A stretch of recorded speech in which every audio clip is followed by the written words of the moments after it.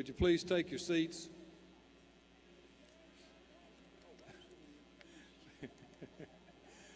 Please take your seats.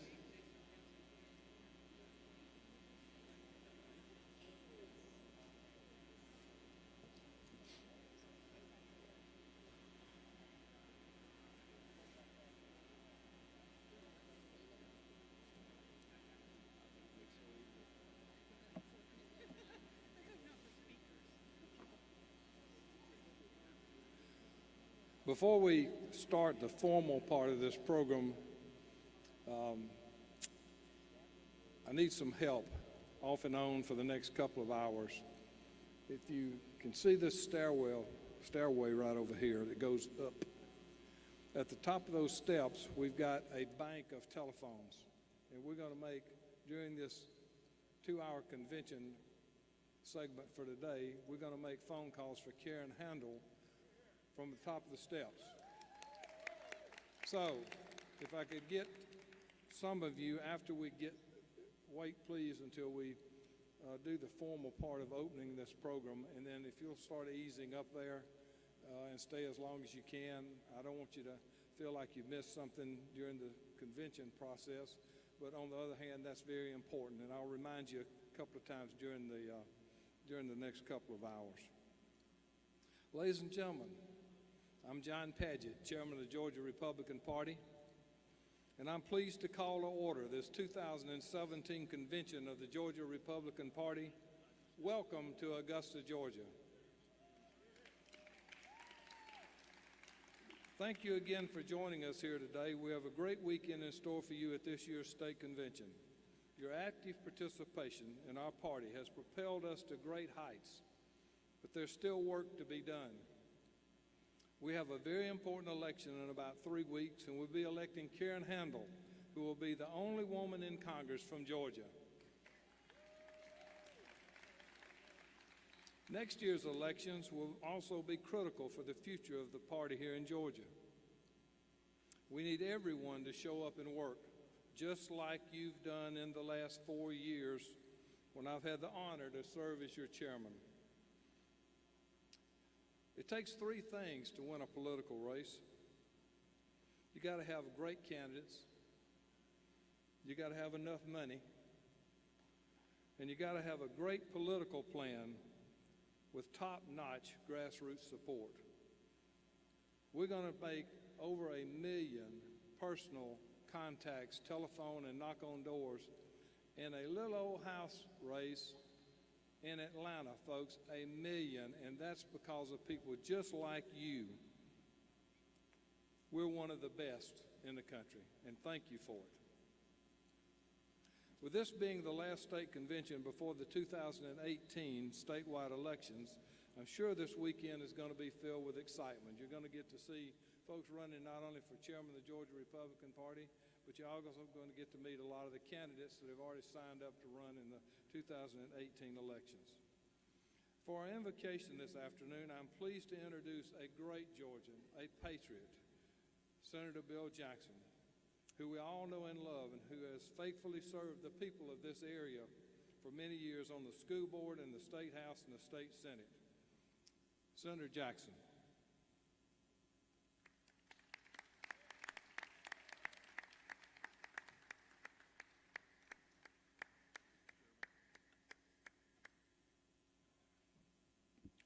Thank you very much, Mr. Chairman. Ladies and gentlemen, the delegates and the candidates and Georgians alike have come here to Augusta, Georgia.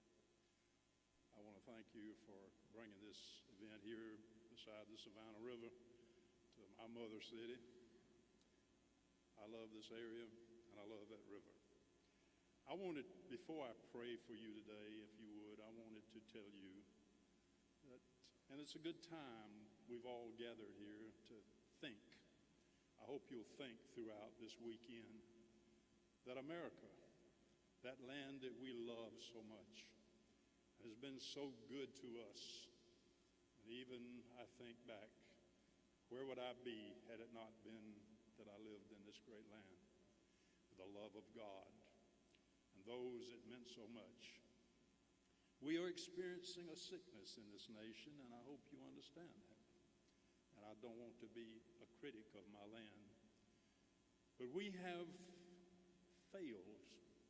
We have disrespect, even in our colleges and our institutions of higher learning.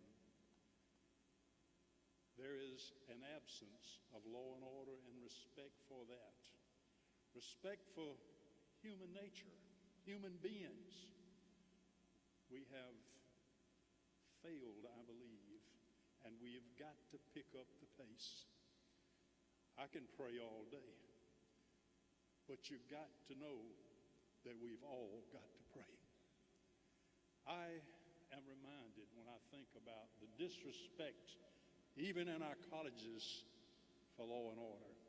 I'm reminded of a speech that Abraham Lincoln made one time, and I just wanted to give you that quote. Go back so far and see the wisdom of people that was our leaders. They got on their knees and they prayed, and they asked God's guidance in everything that they did. He said very simply, let reverence for the laws be taught in the schools and the colleges. Let it be preached from the pulpit, proclaimed from the legislative halls, and enforced in the courts of justice. Let the young and the old, the rich and the poor, of all sexes, tongues and colors and conditions, sacrifice unceasingly upon its altars. If we have a sickness, we're going to have to be the doctor to cure that illness that we have. God bless America is our plan, is our thoughts here today. Let us pray, if you will, please. Almighty God, we acknowledge you today as Lord, not only as individuals, but also as our nation. We thank you for those that have come here to Augusta this weekend to meet and have dialogue and conference as to how we can make America great again. Knowing without you, dear Lord, we will surely fail. We pray that you will be in every meeting. Your name will be lifted up in all our proceedings. Lord, we pray that our people may be awakened like never before. Dear God, you and you alone ordained this nation, and we beg that you never turn your face from America. Dear Lord, in the beginning it was good. Our leaders was involved in the churches, the synagogues, and the temples, seeking your will in all things and deliberations. Dear Father, since those days, we as a nation have lost our compass. We have taken Almighty God out of every facet of government. Our government hospitals, the military institutions, the schools and the colleges of America that shape the minds of our children. Dear Lord, only you can keep our people from destruction and despair. May America draw ever close to thee, Almighty God, and we pray for the day when reverence for the law and the love of God will dictate everything we are as a nation. We pray today for our President, Donald Trump. We pray that you'll place your hand upon him, dear Lord, and guide him, and he cannot fail. We pray for all those that are candidates here across our state, that they will be women of conscience and love of God first of all, and that they'll be blessed with an opportunity to serve our great nation. We pray and ask all these things in the holy name of Jesus our Lord. Amen.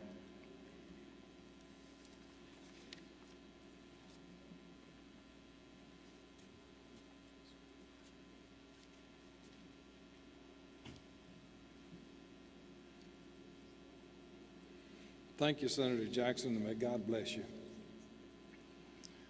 Now, if you would, please stand as the Youth Challenge Color Guard from Fort Gordon presents the colors.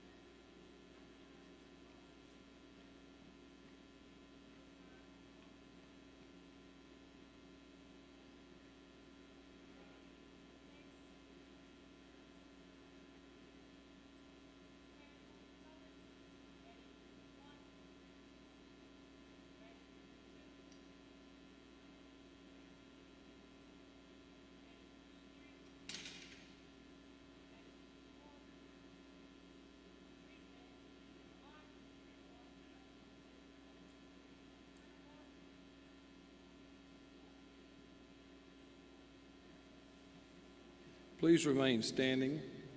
And at this time, I'd like to welcome U.S. Army retired Major George Bratcher to lead us in the Pledge of Allegiance, which will be followed by the national anthem sung by Stephanie McCoy. Major. I pledge allegiance to the flag of the United States of America and to the republic for which it stands, one nation, under God, indivisible, with liberty and justice for all. God bless you.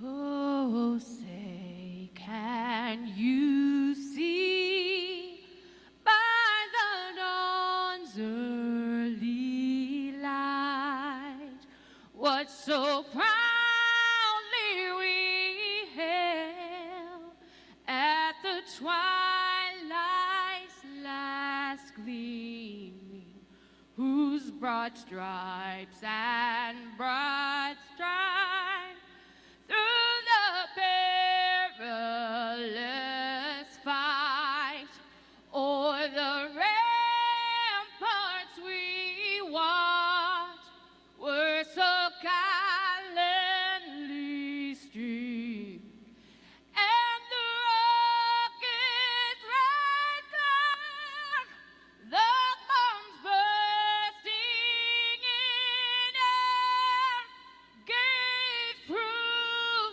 through the night that our flag was still there.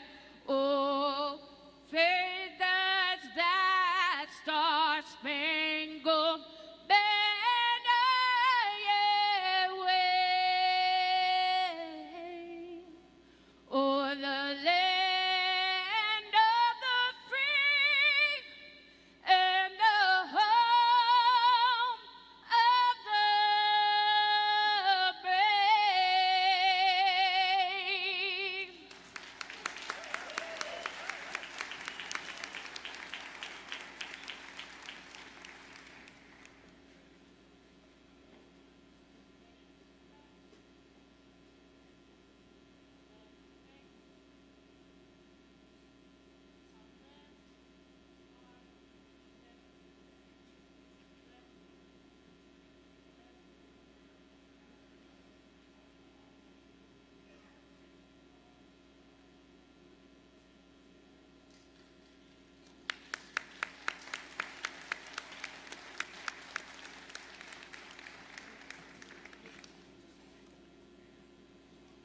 You may take your seats. Thank you.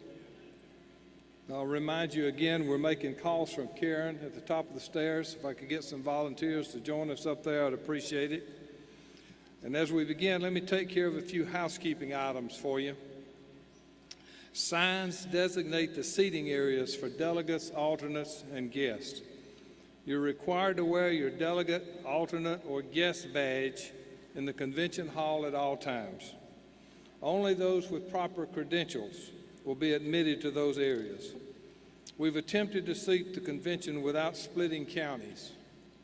The district chairs will serve as section leaders and be responsible for several sections and the counties in their numbered sections. State Party Secretary Kirk Shook will serve as interim convention secretary, and Jade Morey will serve as interim assistant secretary, and they're seated right here to my right. Jade is. State Party parliamentarian John White will serve as interim convention parliamentarian, assisted by Margaret Holloman, and they're seated right here. Our General Counsel Ann Lewis will serve as our counsel at this convention, assisted by Vincent Russo, and Ann seated here to my left. It's now my pleasure to call on our National Committee woman Ginger Howard to officially welcome you to Augusta and this great gathering of Republicans. It's been a great pleasure to serve on the RNC with Ginger, and Georgia Republicans are lucky to have her. Ginger. Thank you, John. Thank you, John. Good afternoon. All right, everybody, turn to your neighbor and say, it's a good day to be a Republican. I just want to welcome all of you today and thank you all for taking the time out of your busy schedules, taking time off from your businesses and jobs to do the work of the party. It has been my wonderful pleasure this past year to be your National Committee woman and to serve with Randy Evans. Randy, stand up, say hey to everybody. And with John Padgett on the committee, I have so enjoyed it. And I also want to thank the staff at the Georgia Republican Party who's worked so hard to pull this convention off. Adam Pipkin, Brad Hughes, Lisa Kennemore, and Karen Henschel have been working tirelessly to make sure that this convention runs like clockwork.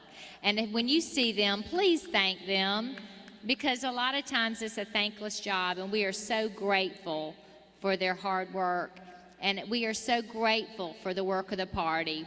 And we have some very important business to take care of at this convention, and one of that, I think John just mentioned, is we've got to get Karen Handel elected in the 6th District. So, right up at the top of those stairs, right where that sign is, there is a room, and Elliot is in that room, and he is going to help you with the phone banks. I'm going to go do it. If everyone here could just take 15, 30 minutes out of your day, today or tomorrow, where our goal is to make 75,000 calls to the 6th District voters. Y'all, the key to this election is turnout. So we have got to get all voters to the polls to vote for Karen Handel. Now, another thing I'm going to do is I'm going to exhort you to remind you that every person in this room and on that delegate and alternate list, we're all on the same team. Together, everyone achieves more. And I just want us all to keep that in mind as we go through this election cycle, as we're choosing our new chairman, that we are ultimately all the same. We all want the same thing. So let's let this be the most wonderful convention where we're all together, everyone rallying around our conservative principles, limited government, lower taxes, personal responsibility, and less work to keep Georgia red. So I want to welcome you. I want you to have a wonderful time. I know we've got some business to do, but I just want us to all remember that we have the best party, and let's keep it that way. Thank you all, and God bless you.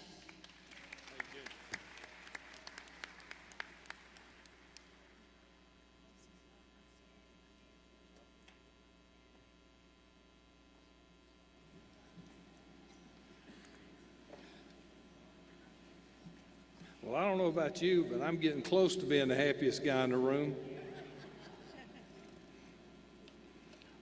Do we have an interim credentials report? Okay. You'll find a copy of the program for this convention in your printed booklet that you received at registration. As set forth in the call for this convention, all proposed resolutions and proposed changes to the state party rules must have been submitted in writing by May the 3rd, 2017.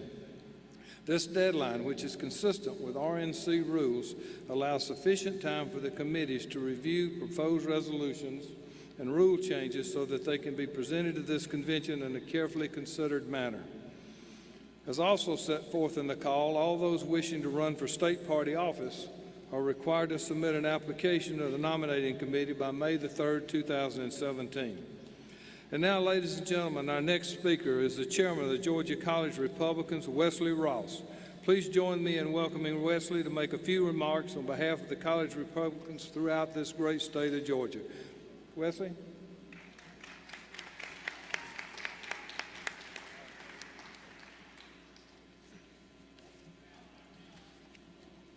Hi, everybody. Thank you all for coming.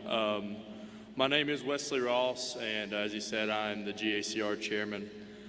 I'll start out by just kind of giving you a little, I guess, tell about myself. I'm from North Georgia, Murray County. I go to Dalton State College.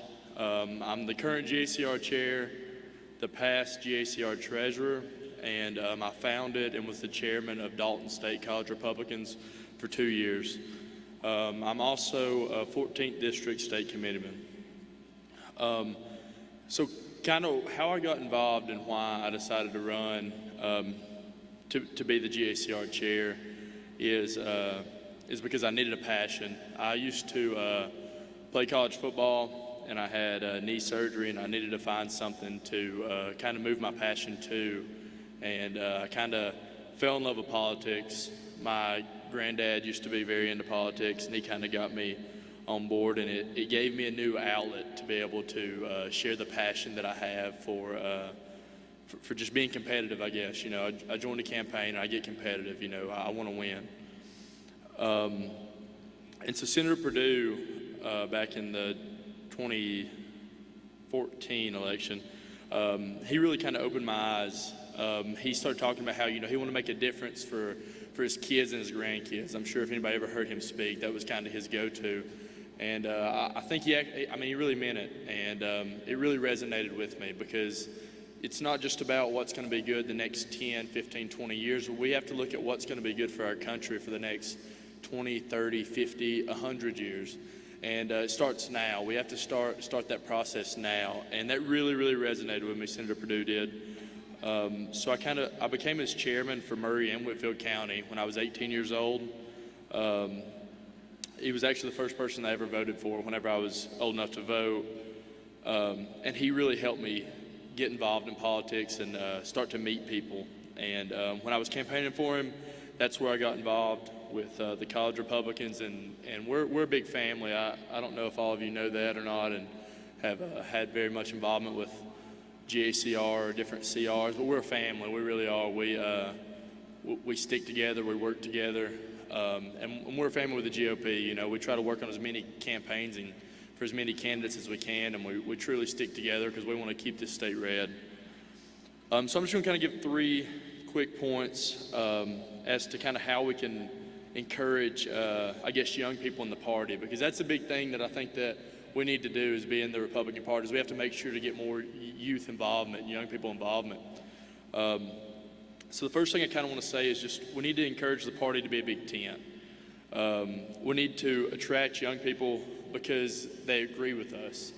I know sometimes I feel like whenever I was first getting involved, I would get told, oh, you don't agree with us on this one issue, you can't be a Republican.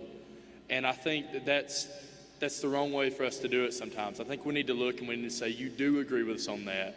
You know, you come join our party. Oh, you may disagree with that, but you agree with us on this. Come join our party. Because the more people we get in here and the bigger tent that we are, the more elections we can win. We may disagree on 1 or 2 issues, but I would rather have somebody that agreed with me on 99% of the issues and disagreed with me on that 1% than have a Democrat in office. So I think we shouldn't push people away because of one issue. I think that's something that I've heard a lot of CRs tell me over the years is, well, I don't know if I can be a college Republican because I don't agree with you on this one issue. And I really hate to hear that. I say, no, you know, you can come be a part of us. You agree with us on so many other things. Like, don't let that one thing push you away. You know, we need you. Because for our party to continue to grow and grow in the future, we have to start getting people now, the 15, 16-year-olds with the teen Republicans, the 20-year-olds with the college Republicans, the 25 and 30-year-olds with the young Republicans. We have to get all those people if our party's going to continue to grow and continue to get better and over the years. So that was my first point. We have to encourage and kind of be a big tent. The second point that I wrote down here is we have to continue to support local CR chapters, YR chapters, teen Republican chapters, and we got to support their events. We couldn't do what we do without everybody in this room, without the local GOPs, without the statewide GOP, without local candidates, statewide candidates, national candidates. Without them, we couldn't do what we do because we're college students. We don't have that money. You know, the teen Republicans don't have that money. We can't go and work on these campaigns if we don't get help. And so I think we need to make sure that we continue to show our support for them, because it's hard for me to go out and tell people, hey, come help me work on this campaign, if I can't say we'll cover your gas for it or we'll give you lunch for it. Because, if they're going to drive 70 miles out of their way and put that much gas, in their car and all that, I have to have something to get them there. We have to have that. And I think in the state of Georgia, we do a great job of doing that, but we have to make sure to continue to that. We have to make sure to continue to work with us because, we don't have as many resources. We're not in the work field yet. We don't have a steady income yet. We're just making it, the best we can. So that's the next point, is just that we need y'all's support. We can't do what we do without y'all, with everybody in this room. And then the third point is, this is something that I really want to just kind of beg of you, is please don't tell young people that to wait your turn. Please don't tell us that we're the future of the party, we're the future of this country, because we're trying to be the now. We're trying to go out and we're trying to spread the Republican values for now. A lot of us, we don't want to be the future. We want to be now. We want to go out and fight with y'all hand in hand now. And when we go to meetings and we go to speak at things and we go to campaign and do all that stuff, and we just get told, oh, well, you're the future. Wait your turn. Here in 10 years, you can have a shot.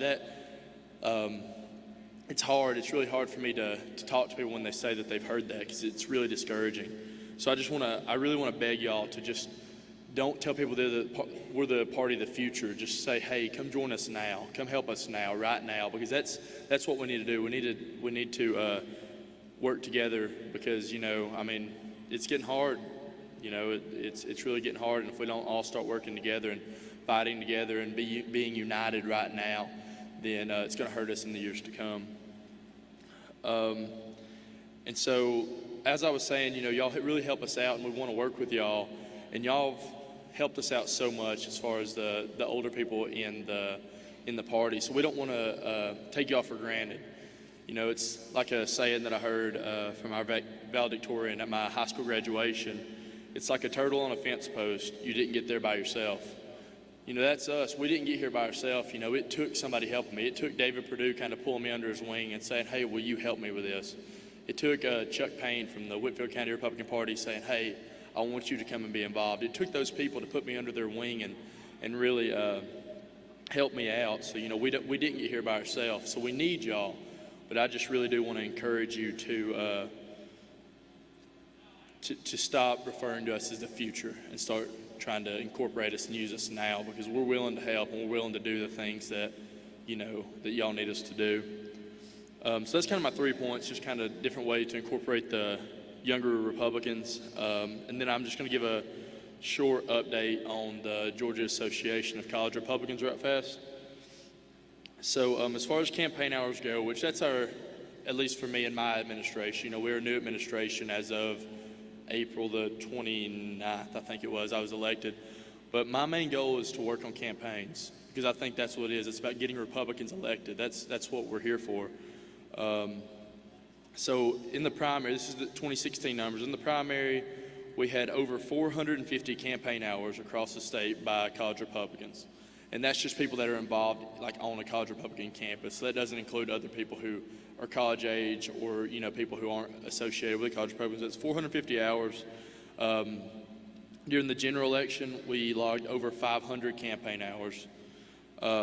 If you include the runoffs, the special elections, and everything else we had in 2016, we had over 1,000 hours, and I would say close to about 1,200 hours logged by CRs across the state. And if you look at that compared to other states, we're really kicking some tail out there. We're really going out and we're working hard. So I'm very proud of this organization. I think that we're definitely on the right track, and we want to continue to do that. So leading up to 2018 races, my goal is to raise as much money as we can. So when 2018 comes around, I want to leave the next administration with a lot of money in the bank account so they can say, hey, we want to send 5 people to whoever our governor candidate is to go and beat that Democratic candidate. We want to be able to give them, money for gas and hotel and stuff, and I want us to be able to provide that for ourselves. So campaigning's a really big thing. But But right now, I was the past treasurer, and coming in with the new administration, I was really happy with the budget that I was given. It's over 3 times bigger than the beginning of any administration of the past 5 years. So right now, we have more funds in the bank starting out than we've had. Yeah, thank y'all. And that, like I said, I mean, that's a huge thanks to y'all. That's a huge thanks to all the reps, all the state elected officials, helping us out. So we're really doing good on funds. We're doing good on campaign hours, and we're really trying to make a difference out there for the Republican Party. And then the last thing that I'm going to say, so this is going to be my little sales pitch, so everybody bear with me. I know nobody wants to hear any more of it, but we're having our second annual golf tournament, and it's coming up July 29th, and it's going to be at the Legacy on Lanier Golf Club in Beaufort, Georgia. It's a really pretty spectacular course. It'll be July 29th. We have these pamphlets at our table. Our table's at the top of the stairs when you first walk in. We're sharing it with the YRs, and we have our pamphlets there. It has the website where you can register. It has my address, so you can mail me. You can come see me or ask anybody at our table for my number, and I'd be more than happy to work with y'all. It's $400 for a foursome, so $100 a player. The whole sponsorship's $250, and if you want to do both, it's $500. And we have invited Rob Woodall, Doug Collins, and Jody Heist to be there. We haven't gotten confirmation, but we've getting pretty good feedback, so they will be there. So we really encourage all of you to come take part in it, sponsor it, help tell your friends and neighbors. We want to make it a huge event. Last year we raised over $6,000 on our golf tournament. We want to make it even bigger this year. The last thing I want to say is I just want to kind of give a shout out to John Richards. He passed away this year, and he did a lot for our organization. He's done a lot for our organization since I've been involved for the past 3 or 4 years.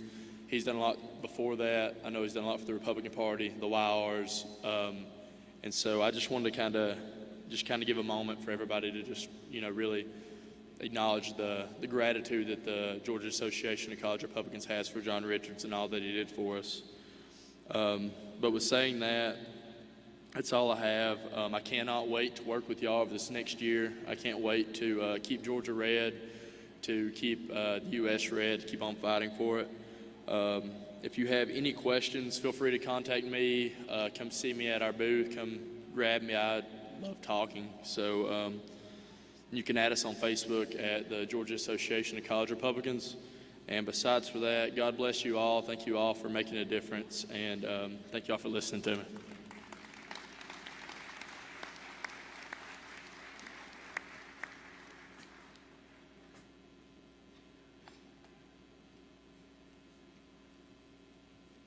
Thank you, Wesley. Our next speaker leads the Young Republicans in Georgia. Please join me in welcoming Rob Lee, Chairman of the Georgia Young Republicans. Rob.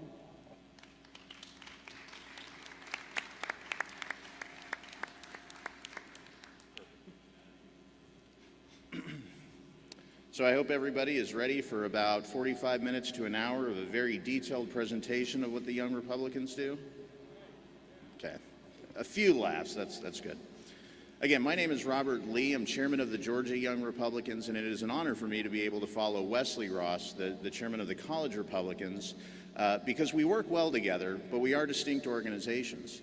And unlike the Democrats, who lump every young person into the same category and automatically assume they are stark raving crazy liberals, the reality is that there's a lot of young conservatives out there, and a lot of them are quite unique among each other. We're all conservative, but we're young professionals, we're young college students, and we're young teenagers that are working to further the Republican cause, further the conservative cause. Last year when I spoke as chairman, I talked about why it's important that we recognize this as a party. And this year as chairman, I want to talk about what we've done and what we can do this very weekend.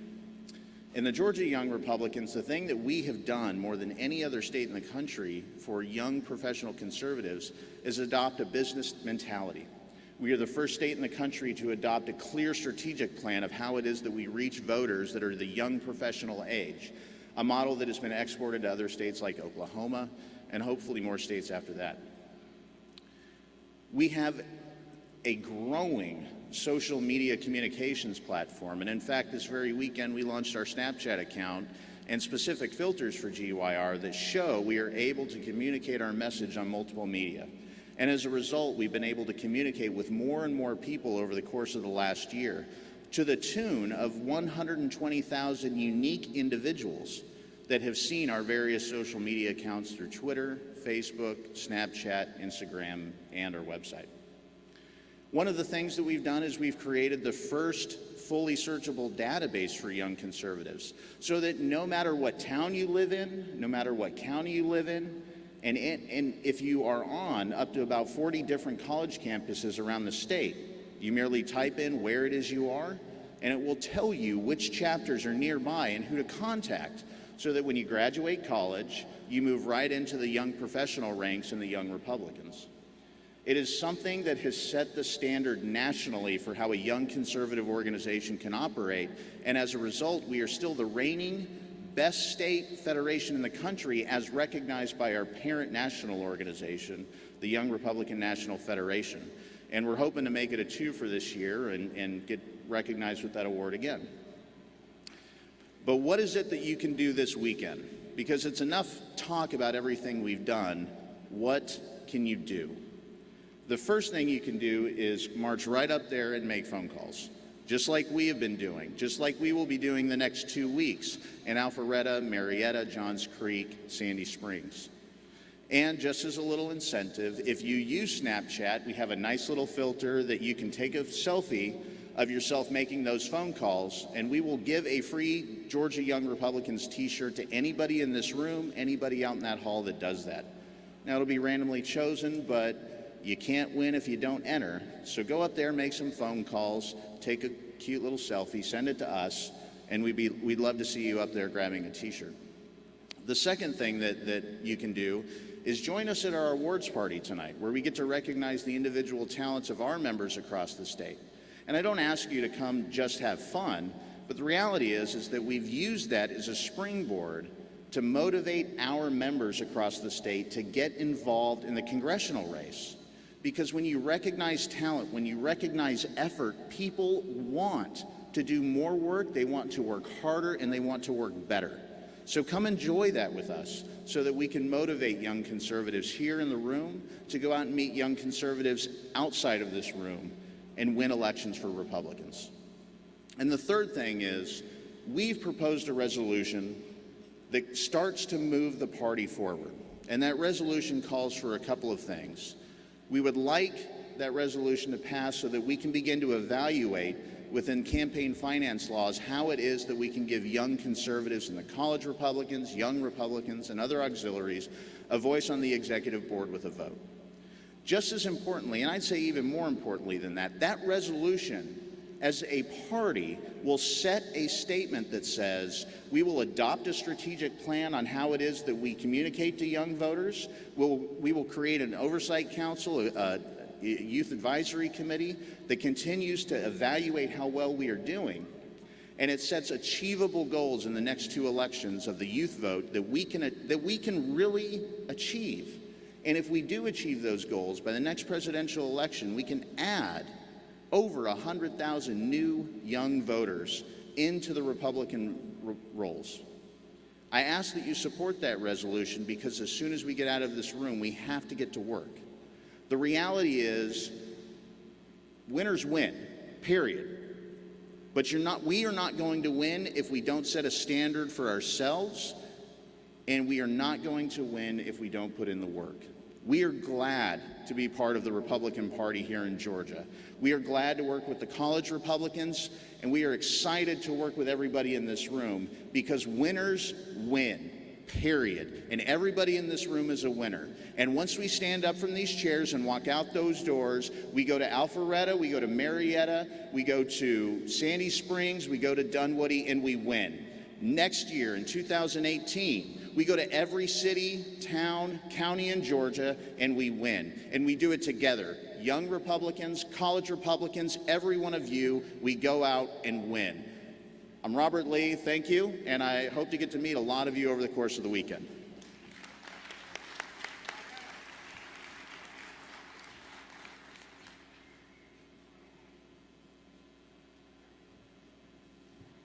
Just a reminder We got telephones at the top of the stairs, so maybe a couple more of you can head on up there right now. I meant to say something about it a little earlier. Most of you know that I have a staff of 5 people: Adam Pipkin, Brad Hughes, Lisa Kennemore, Karen Henschel, and Leo Smith. And we inadvertently left off Leo as working hard for this convention, and I don't know whether he's in the room or not, but I can tell you right now, he works as hard as anybody. We have this small staff of 5 people. They do everything else that they do, as well as putting on these great conventions. And when you see them, tell them thank you, and certainly tell Leo thank you for all of his work with the party and with all of our minority engagement program. With that being said, next up is Congressman Jody Heist. He's done a great job representing Georgians in the 10th. He is my congressman. Help me welcome a great Republican, Congressman Jody Heist.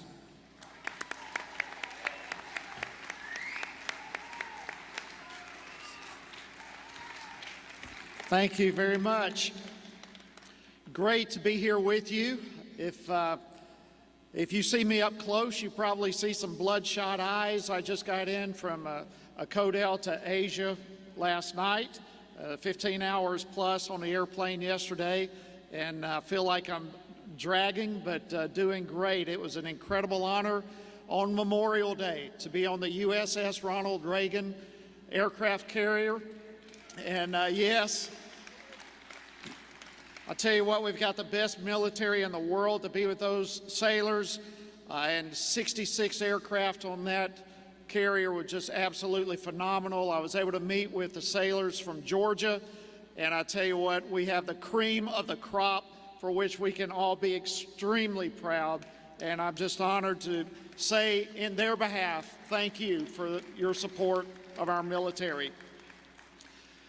And I also want to say thank you for your incredible support. I fully understand every single person in this room is on the grassroots of taking our country back and making sure that our state continues being represented by those that are going to fulfill the conservative agenda for which you have supported us. And I want to say thank you 1,000 times over for your labor, for your work, and for what you do. It means absolutely the world to us. And look at the result. We have now the president in the White House. We have the House and the Senate. Y'all listen, we are in an ideal situation, and it's largely because people like you stood up, got engaged, and I just say thank you for that. Think of what it could be like right now had we not won the White House. This entire convention would be totally different. But we have now a tremendous president who's doing an awesome job, who's pushing forward our agenda and taking tremendous flack. And this is a time for us not to retreat, but to get behind and support our president and to support those values and principles that we all said that we would stand for. Let me give you real quickly an update of some things that are taking place in Washington that I think you'll be interested to know. And of course, most of this you're not going to hear in the media. That's a whole nother issue.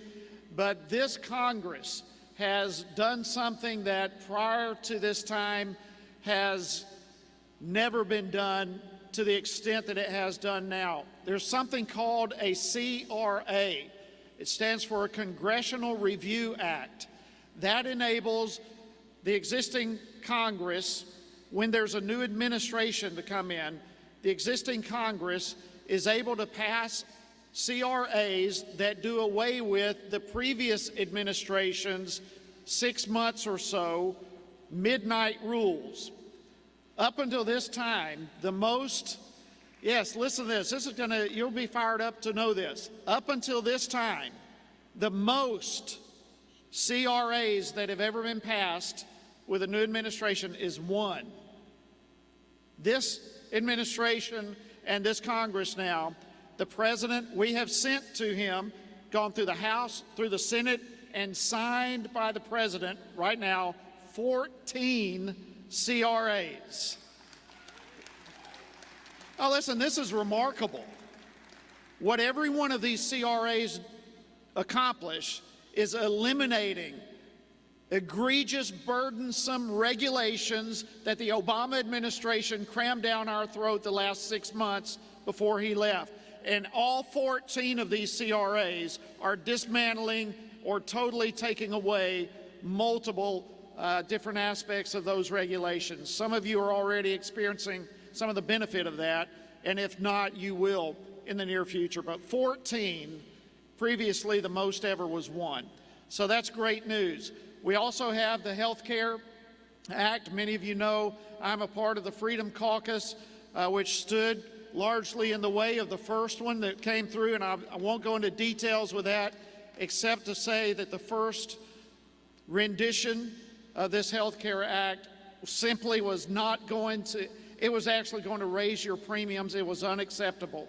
And I'm so grateful that there were a number who stood up against that. Immediately afterwards, vast negotiations took place within our conference, as well as the White House, multiple avenues of negotiations. And I'm glad to say that the health care bill that actually was passed will drastically reduce premiums across the board. And of course, now it's in the Senate. Hopefully the Senate is going to get this thing done quickly. But this is a much, much, much better bill than what we were originally being faced with, and I'm looking forward to seeing the final result get across the finish line. The last thing that I'll share with you, and there's so much that we could talk about, but the next big thing that's going to be coming down the pipe in the next several months is tax reform.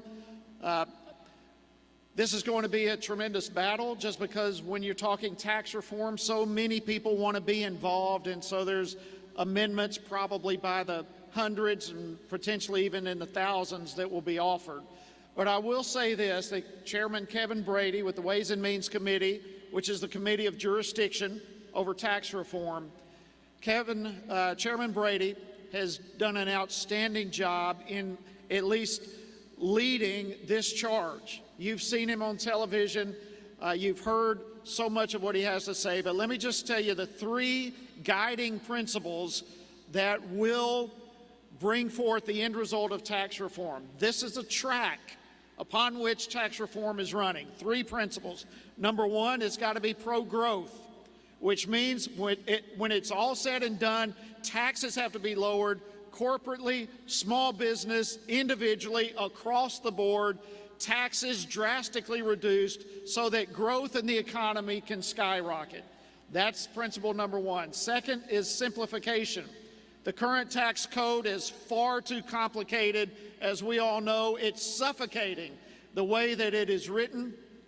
Currently, we have 7 categories of tax within our tax structure. That's going to be decreased to in the ballpark of 3. And so it's going to be a tremendous simplification over what we currently have. We've heard for decades of the possibility of having a tax form the size of a postage card. Literally, I have seen the postage card that they are proposing. And y'all, they are literally trying to get this thing simplified to that kind of extent. The third track that this is running on is to rein in the IRS, with it right now is currently massively out of control. And so this tax reform bill is running down these tracks of pro-growth, simplification, and rein in the IRS. And with that being the guiding principles, I'm very confident that what we get at the end of the day is going to be something that we can be proud of. In the midst of all that, lots of other things taking place to strengthen our military, to deal with our national debt, to secure our borders, all these other things, all of which massively important. And I just want you to know that it is an incredible honor to serve Georgia. And for those of you in the 10th District, thank you for entrusting this opportunity to me. And it's something that I deeply cherish and value greatly. And we're giving all that we can to defend the principles that you sent us there to defend. So God bless you, God bless America, God bless our military, and may God bless this convention, the deliberations and the decisions that you make. Thank you very much.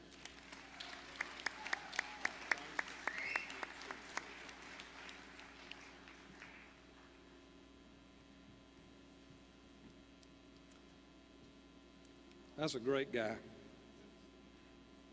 We've got two members of the Georgia Public Service Commission here to address you today. First, I'm going to welcome Commissioner Chuck Eaton.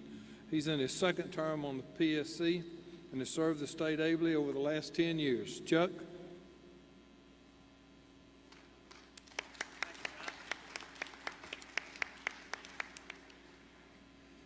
I think we take a quick second to thank John again for his service as our chairman. If everybody could give him a little. Thank you, John. Thank you.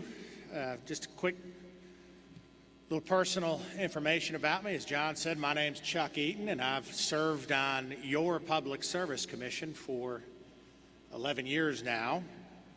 And I'm married. My wife, Erica, and my daughter Lydia is 10 years old, and we've been blessed with an extra addition to our family. We've had her since birth. She's a 3-month-old. So in addition to getting back and seeing some old friends here, I'm looking forward to a night of sleep.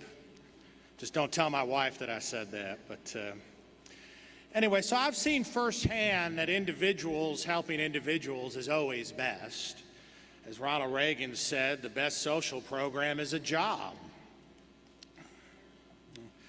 And we've made great progress here in Georgia. Governor Deal is, I'm just touching on a couple things here, but Governor Deal has implemented a lot of DFACS reforms. And Georgia is continually ranked as the best place to do business. Our work on the Public Service Commission relates to that. We've worked very hard to create reliable and competitive energy, and that's a major thing that industries look at when they're looking to relocate here in Georgia, because electricity can be one of their highest expenses, and we have competitive electric rates here. And so it's disappointing, I'll say this, after the presidential election, our politics have gotten just so polarizing now. And there's a lot of anger out there. We see it with protests/riots on college campuses and comedians holding severed heads up, and it's gotten very polarizing. And I've noticed the liberals in Georgia have they're getting very excited. They see the demographics changing in the state. But of course, that assumes one certain thing. That assumes that the groups that they count on will always vote for them. And I disagree with that. I believe that people will always be drawn to an enthusiastic message of freedom, less taxes, and job growth. And if we can continue with this message, a variety of people are going to come to our party. There's always going to be folks that are drawn to those ideals. And so I want you to know in closing that I, on the Public Service Commission, your Public Service Commission, I'm going to continue to fight for competitive rates so we can continue to roll out the red carpet for all those jobs coming out of California and the other liberal states that just are burdening their citizens with more and more regulations. You can see it. The businesses are all moving away from those states, and they're moving to states like our own that have a better climate when it comes to job growth. And I've always taken this job extremely seriously, and I appreciate the trust that you've put in me. Once again, I'm Chuck Eaton, and I serve on your Public Service Commission. Thank you.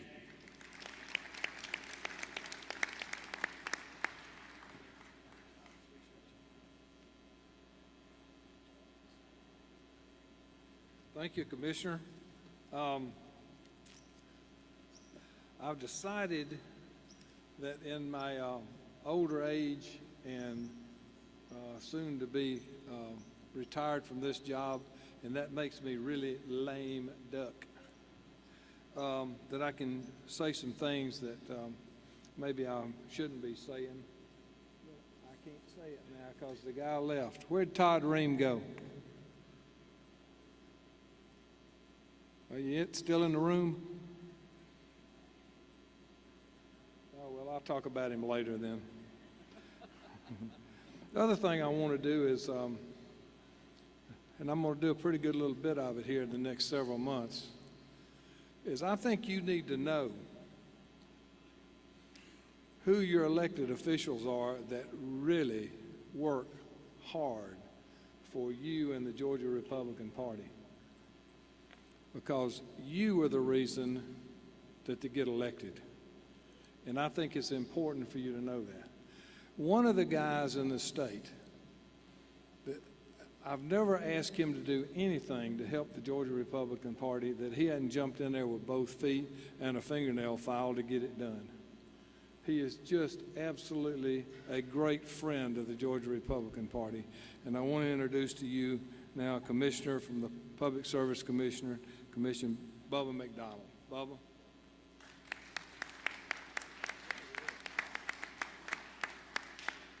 Thank you, President John, and hello, Georgia. Hello, fellow Republicans. It's a great honor and privilege for me to share with you this afternoon for a few minutes. You know, I want to say personally thank you, and thank you to the people of Georgia for honoring me with the opportunity to serve you on your Public Service Commission. Can't do that by myself. Have to have somebody that gives me the best support, the best friend. My wife, Shelley, right here in front. Stand up, Shelley. Last year she was Miss Deplorable. This year she's wonderful. But really, you know, as I've had the opportunity to speak at this convention before, and I'll have an opportunity possibly one more time if the good Lord lets my health stay good at the next convention. But that will be my last one because my term ends in 2020. And I'm going to leave before you fire me. But anyway, it's been a wonderful, great ride. But let me share with you just a minute or two about some of the pluses and some of the minuses. Commissioner Eaton talked about it a minute ago. Number one, economic development. You know, back when the West was won and when the wars were fought and the armies would send out scouts to see what the land looks like down the road. When we have a company that looks at Georgia, whether it's from across the waters or whether it's from on the American side of the oceans, they send out a scout. They look at the states. They look at the local communities.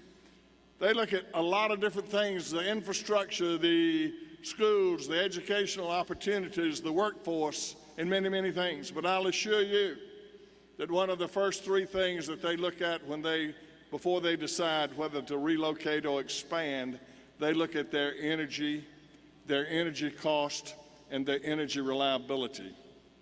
Thank Georgia, we are able to achieve in those categories because we enjoy, even though it's painful sometimes when we pay our electric bill, but we got it, it's there when we need it, and we're 15% below the national average in regards to electricity. We don't experience brownouts and rolling blackouts across the state of Georgia like they do in some states. We experience a great workforce from our utilities, whether it's a municipality, whether it's an EMC, or whether it's the Georgia Power Company. When the trees fall and somebody takes out a pole and lines fall on the ground, the response is tremendous. And I know this because even when they have the ice storms in the Northeast, they call on other state utilities to come help them. One of the first states they call is the Georgia Power Company. And I talk to my colleagues across the Northeast, and they say, Bubba, we certainly want the Georgia Power to come when we call, and we want them to be the last ones that leave because they do such a good job. We've partnered with Georgia Power in many areas. Georgia Power is one of the better run utilities in this nation. Is it always correct? Is it always on target? No. We have opportunities and we have issues. One of the opportunities we had was in 2013 when your Public Service Commission brought to Georgia Power a solar program, solar energy. What's happened since 2013? It has expanded tremendously in Georgia. Georgia's in the top 5 and 6 in the nation in solar energy. No upward pressure on the ratepayers and no state subsidies to subsidize the cost of doing that business. We've taken advantage of that, and I'll tell you one other thing. In 2014, in March of 2014, General Aycock from the Pentagon came into my office and said, we want to use Georgia as a model state for our solar energy program with the Army. because they wanted to mandate to have so much renewable energy in their system prior to 2025. We don't have mandates. We don't have a RPS, which is a renewable portfolio standard in states that they're mandated to reach certain goals. We hope we have visionaries that are going to take the initiative and what's called leadership to make that happen. That's what we have in Georgia, because since that 2014 or 2013 Integrated Resource Plan, where we brought solar power into the state of Georgia, every base in Georgia has 30 megawatts of solar power, started with Fort Stewart, Fort Benning, Fort Gordon here in Augusta. Then the submarine base in Kings Bay came forth. They wanted 30 megawatts of solar power. Then the logistics center in Albany came forth, and they wanted 30 megawatts of solar power. And just 2 weeks ago, we sat in Pace at Warner Robins Air Force Base, just down the way a ways, for 139 megawatts of solar power to be a part of that base. What this does, it helps us in cybersecurity, because you got to have the energy to run those bases on. And it also helps us when the Bright Commission comes calling every few years and grades our military installations in our state as to whether we want to keep them or not. This is going to solidify the fact that we'll keep those bases because we enjoy 35-year contracts with them to make these things happen. Yes, I've told you before, I use my text from the book of Bubba. He who did not toot his own horn, the same shall remain in a state of untootedness. So I toot the horn for the Georgia Public Service Commission. You got to take this into consideration. We have a major impact on your pocketbook. We're one of 5. You've got great Congress people. They're one of 425, 435. And so you can put the numbers down and see where the responsibility lies. Yes, we have a hiccup in our system. We're right now debating what's going to happen with our nuclear program. I am for nuclear energy. I make no bones about that. But I am also for being sure that the consumers of the state of Georgia that use electricity from the Georgia Power Company are taken care of also. So we've got some issues that we're dealing with right now. We will work through them. We don't know what the outcome is. I don't know what the outcome is going to be. We are informed daily about the negotiations. No one of it expected Westinghouse to go into bankruptcy, but it did. It's a difficult hurdle that we're having to jump through right now. But I can assure you this, that we're working daily, we're working hard, and we're going to make sure, and if anything possible, that the consumers of Georgia are going to come out on top in the very end. I thank you again for the opportunity to serve you. Please call on me, and if I can't get the answer, my wife will get it for you. Thank you so much. Take care.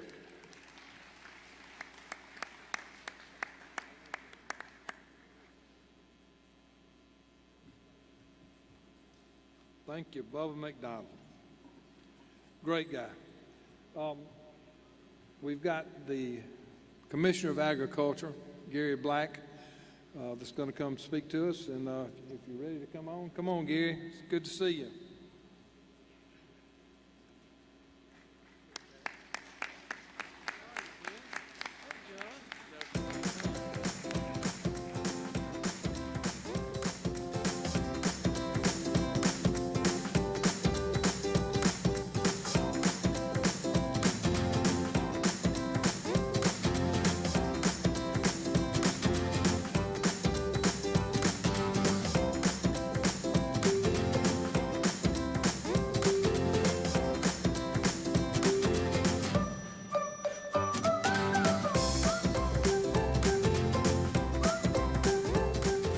Feed My School for a Week is our nutrition outreach program of the Department of Agriculture, trying to improve school nutrition in Georgia and working with many partners. But today here we're with Marietta City Schools at Burris Elementary with Georgia grown barbecue chicken today, peanut butter, strawberries, roasted squash.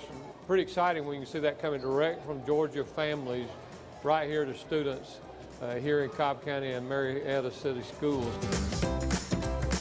We want to try to reduce the footprint of our food. We also want to educate our students where our food is coming from. I think a lot of our students, especially in the Metro Atlanta area, don't have the opportunities to see the farms and where that food is coming from. So this event helps us with that education. There's an opportunity that we have in schools to start to set patterns around healthy lifestyles, patterns around healthy eating.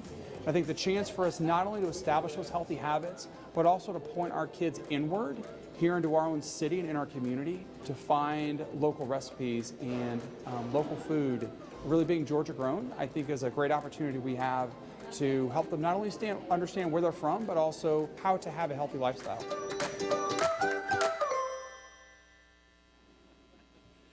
Good afternoon, ladies and gentlemen. Thank you for the opportunity to be here at convention again. And ladies and gentlemen, many of you out here for 12 years, you've been helping us along this journey. And the last 6.5 years, the opportunity to serve Georgia as your Commissioner of Agriculture has been a great honor. We are poised again, and we're glad to come to convention to announce our commitment to run in 2018, and I would appreciate your support as we go forward. We've kept Georgia growing. We've put Georgia on the map when it comes to agriculture and our products and serving those regulated industries that we deal with every day. About 136,000 Georgians actually have a license to do business with us, and we work every day to make sure we help get people in business and keep them in business, and not be the government blame of putting people out of business. That's not our job. What we ought to be is keeping this economy going, and certainly agriculture is the #1 sector of our economy.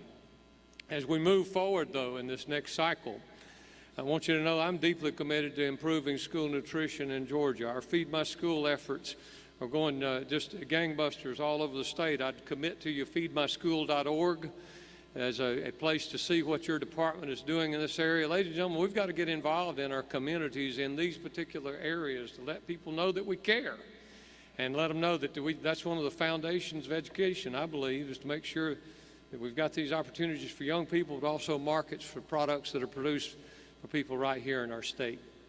Many other areas are trying to serve people every day. That's what we're about. But let me wrap up here. I was told a long time ago in this business, if you're ever going to run for office, the first question that you're going to be asked is, why are you running?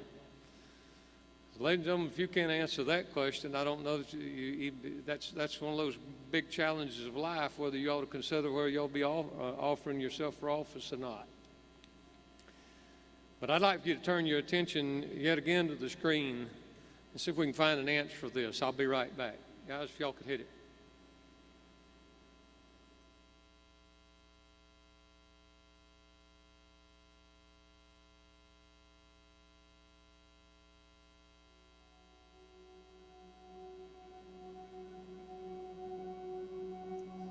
McKenna, time for bed.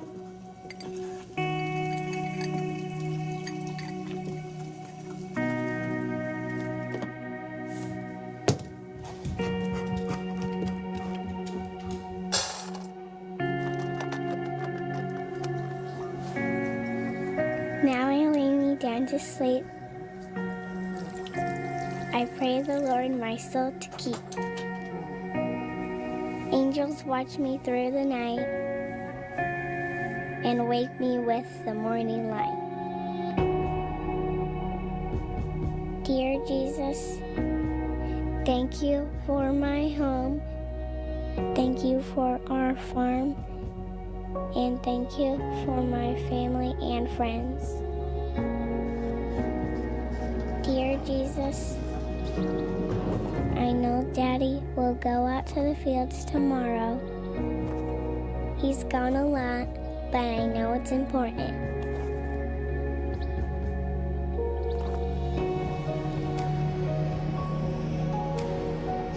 Please make the day go fast,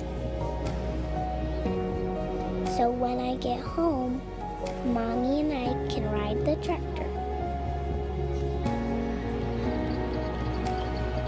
Please make the sunshine and the rain stop.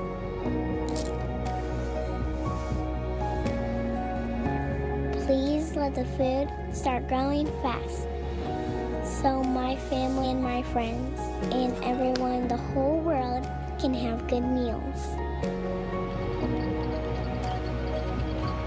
Please don't let the tractor break, so Daddy won't stay out too late. Dear Jesus, I know you keep my daddy and all the other daddies safe. I know you'll help the plants grow so no one's hungry anymore. Amen. Amen.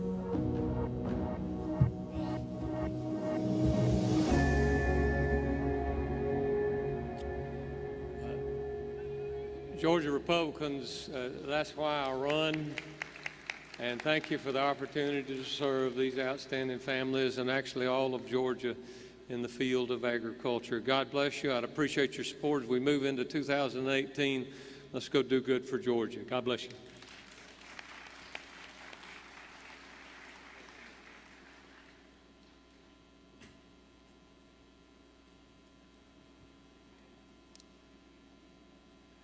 That's another guy that's helped this party every time we've asked him to. Great guy, Gary Black. Thank you, Gary. We've got 3 gentlemen that have announced for the position of Secretary of State, State of Georgia. We're going to let all of them come and speak to you a little bit. The first one is State Representative Brad Raffensperger, who's the House Rep for District 50. Brad?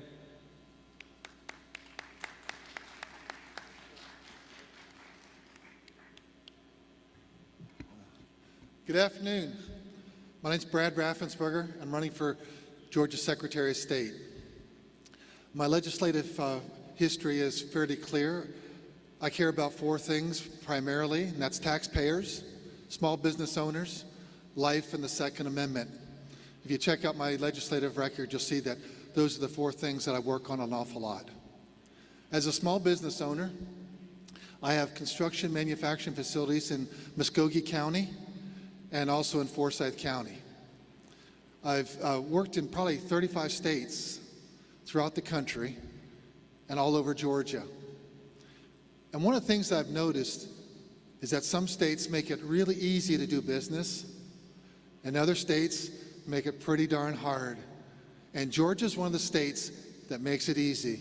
And I want to make sure that we keep on doing what we're doing and that we can streamline government operations so it doesn't interfere with business.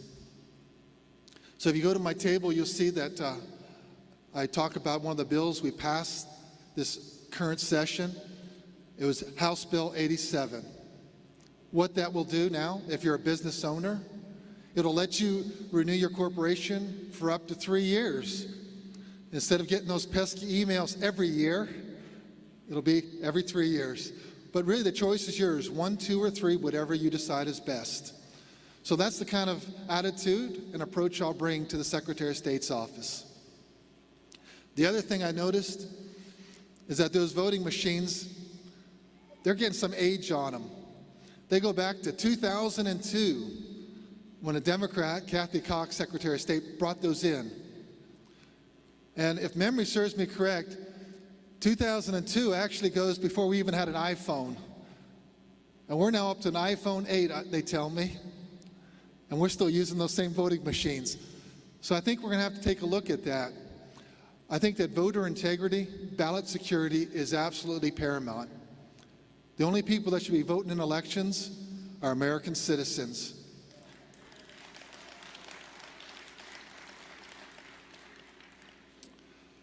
And I think at the end of the day, what everyone wants to know is, are you in my corner?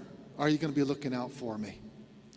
And if you look at the bills that I've proposed and the bills that I've passed, and I've proposed more than I've passed, but so many of those really came from folks like you. I listen to my constituents. So as I'm traveling across the state, you're going to have ideas on how can we make Georgia just a little bit better, and I want to hear your ideas. And so when we work together as your Secretary of State, we'll make Georgia a little bit better. Thank you so much today for your warm welcome.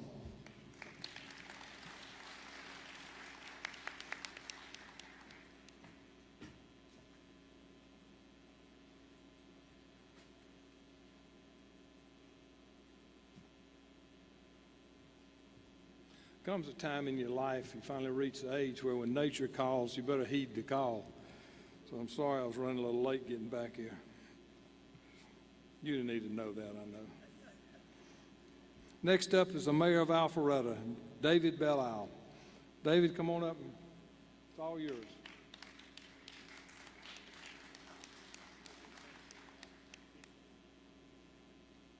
Well, good afternoon. I'm David Belle. I am a 20-year husband this month to an amazing wife. I'm the father of 2 middle school children, so I will definitely be taking your prayers.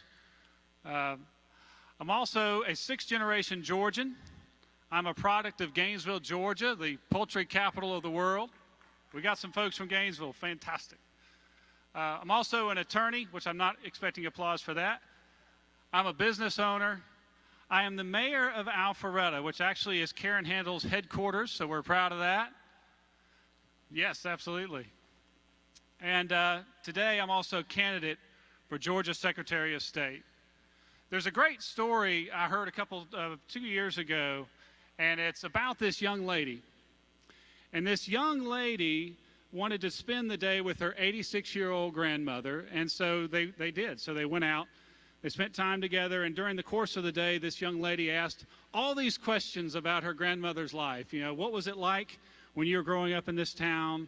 You know, what was school like then? What was it like to grow up in the 40s? How did you do without, because they grew up in some poor circumstances? And over the course of the day, the young lady learned a tremendous amount. In fact, she asked her mom later, she said, well, hey, did you know all these stories about Grandma? Did you know this? Did you know that? And the mom, quite frankly, said, no, I didn't. And when they got to the end of the day and the grandmother was with the family, she said, look, this was the best day of my life. And then she leaned in and she said, so far. And when I look at what's happened with the state of Georgia, we've had some tremendous days. We've had some great days. But I do think that we have better days that are ahead of us. And the same thing, and that's when I first became mayor of Alpharetta, we had very similar feelings. Alpharetta is a tremendous city. If you haven't been there, it's an amazing city, lots of success. But at the same time, there were some things I was really worried about as a city of Alpharetta. 30 years ago, the city of Alpharetta only had 3,000 people. Today, it's 65,000 people at night. It's 120,000 people in the daytime. We also had really good business, but it was unknown trades and unmarked buildings. And the question and the fear in my heart was, oh my gosh, what if Alpharetta just gets totally wiped away with some type of suburban sprawl? We have no identity. 97% of us who live in Alpharetta grew up in some other city. How do you create that connection? And so when I was mayor, and I still am mayor, as mayor, there's really just 2 things I sought out to do. And one was to create an irresistible place, and the other was to be the very best at what Alpharetta does best.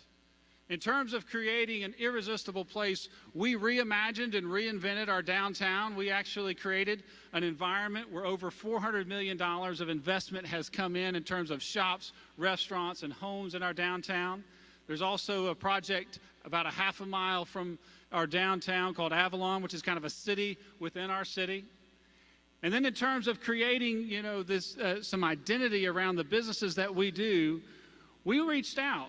It turns out that Alpharetta has the highest concentration of technology companies anywhere in the Southeast. Yes. And so what we figured out is, wait a minute, we don't know anything about technology. So we launched the state's first technology commission, and what we did is we invited the CIOs, the CFOs, the CEOs, the CTOs, the folks who knew what technology had to happen in Alpharetta to keep it number one, and they helped create a plan for us that ultimately led to us bringing to our city a new technical college, a new conference center, an innovation center for technology startup companies, and now today, we have over 640 technology companies inside the city limits of Alpharetta. We've added an environment that has brought over 12,000 technology jobs in the last 5 years alone. Now you say, well, okay, David, you're running for Secretary of State, and all you're talking about is Alpharetta. Why would you want to run for Secretary of State? Of all the direct tasks, and we know the direct tasks of the Secretary of State, corporations, elections, licensing, securities.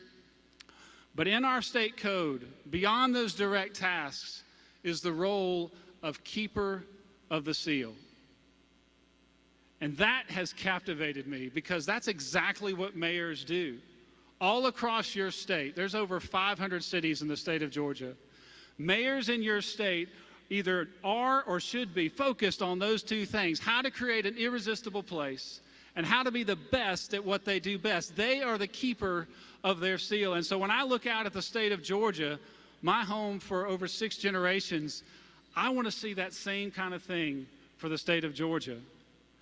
You know, there are some things that Georgia does well. What we are best at, it's agriculture. You heard Gary Black, Commissioner Black, just a second ago. It is technology. It is logistics, the moving of people and stuff with our ports and our airports. It's also, lately, it's been film. And so one of the things that we can do is not because the Secretary of State has necessarily the resources or the authority to do these things, but because it's a platform for leadership.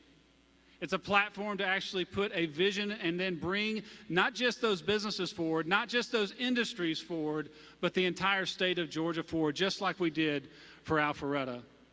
I think there's a tremendous opportunity to open the gates of opportunity for Georgia.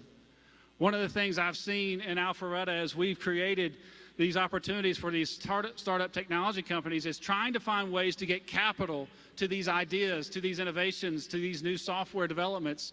Well, Georgia needs to be the easiest state to get investment into its native companies.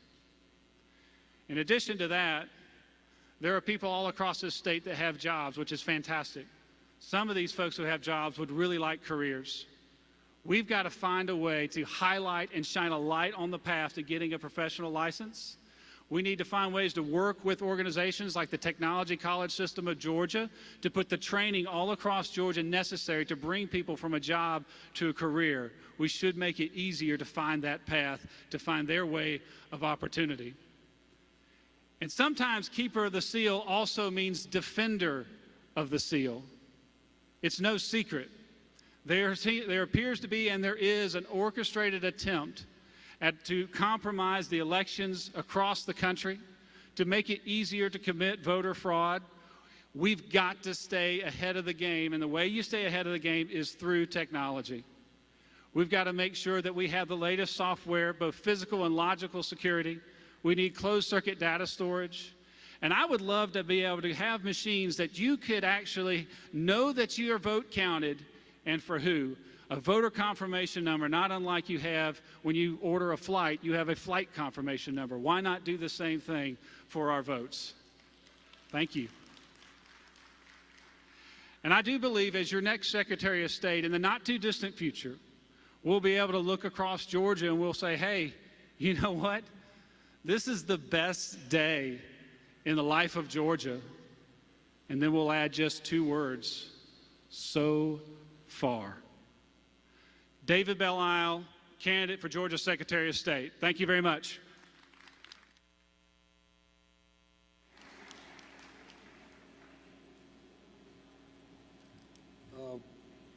There's one other announced candidate, Buzz Brockaway, but he's got some issues, I think maybe a death in the family, but maybe we'll hear from him a little bit later on in the convention. I want to introduce to you, those of you here in Augusta, he needs no introduction. He was responsible for one of the greatest days of my political life, the destruction of John Barra and sending him back to Athens and away from Congress.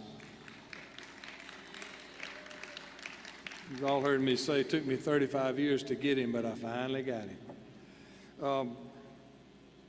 But we got a great congressman from down here. Rick Allen is doing a great job. He's just superb. And without further ado, let me introduce to you Congressman Rick Allen. Rick.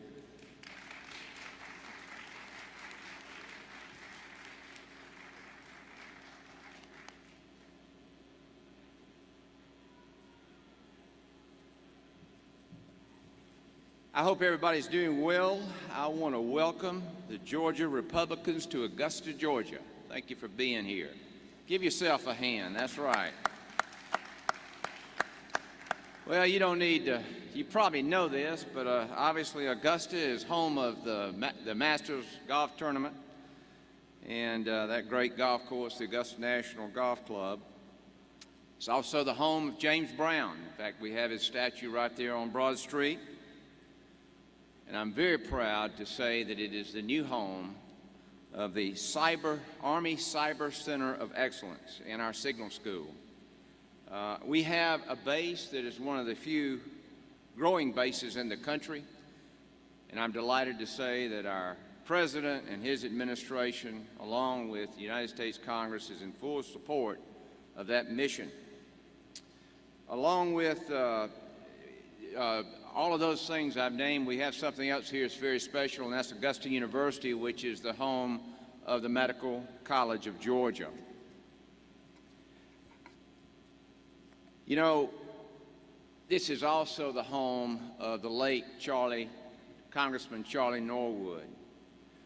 Charlie was the first elected Republican since Reconstruction to represent the city of Augusta. You know, Charlie and his group back in 1994 changed America. And they did it in a remarkable way. In fact, they even balanced the budget. The last balanced budget we had was in 2001. Well, this accomplishment is what has put us in this position today. Because today, in 2008, because of you, we have been given that window of opportunity again. I will comment more about that with you and talk with you at 10 o'clock in the morning. But my job here today is to welcome you, to make sure that you know how much we appreciate you being here, your hard work, and yes, there is still much work to do. I want to thank you so much, and just thank you for coming back again this year. If there's anything that my staff or I can do for you, please do not hesitate to call on us. Thank you so much.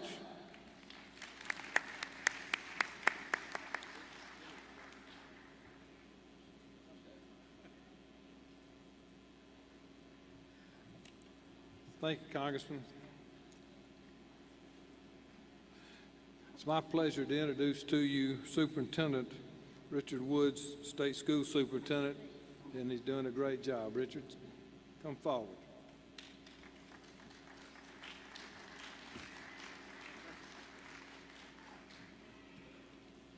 Good afternoon. It's a pleasure to be with you once again. It's amazing how time is flying by, and in just a little over 2.5 years. But I did want to first say that I am very honored and humbled to represent you as the state school superintendent. I think that I feel very blessed by my Lord and Savior Jesus Christ that I have been able to hold this position. But I want to thank you for your support and for your votes that allowed me to hold this position as well. But as we look at 2 years and 2.5 years of what this has meant, we came in together with a vision. It was a vision, that I think that, was looking to make changes for the betterment of our children. It was a vision which, we looked to once again personalize and not standardize the education system, to make our children more than just percentages and data points and subgroups, but to give them an education that prepared them for life and not a test. Also, we looked at reducing testing. We wanted to expand course offerings for our students, build on the basics, involve Georgians, provide multiple pathways to graduation, and again, to protect our constitutional rights to govern education in Georgia and also in Common Core. Now, at this time, I'd like to give you just an update of many of the things that have taken place over the past couple of years. Again, on the issue of Common Core, as I took office, again, unfortunately, I think we had locked ourselves into 2 sets of standards, math and English, in which we had contracted with the federal government. Again, I opposed, Common Core and did not, support this. We did have a name change to our standards. Again, I did not support this. Changing a name does not make it different. But I would say at this point in time, what has changed in this area is that, we did stop the spread of Common Core. Right now, we have 2 sets of standards, new science and social studies standards that have been developed by Georgians for Georgians. And I repeat, they are not Common Core standards. We will have a new set of fine arts standards adopted within Georgia. They will not be Common Core standards. Also, in the area of math, what I want to make very clear is that all of our schools, all of our teachers, there is no exception. If they wish to teach math in a traditional method, they may do so. That is something I am very clear. Also, textbook adoption has now been moved from the state to the local level. So at the local level, we are in charge of picking out what materials and books our kids are exposed to, and not just a hidden committee that has done this in the past. But also what I would say is that with math and English language arts, they are about to come up for review. And once they come up for review, they will be Georgia-owned, they will be Georgia-grown, they will not be Common Core standards at the end of the day. And Common Core will be just a passing fad for this state. But also I called out the U.S. Education Secretary Duncan on the federal mandate for mandated tests. We work with the legislature to see the largest reduction of mandated tests in our state's history. Again, replacing the emphasis on the test and putting it on, back into our children. We successfully worked with the state board to eliminate 5 duplicative tests for dual enrollment, or for dual enrolled high school students.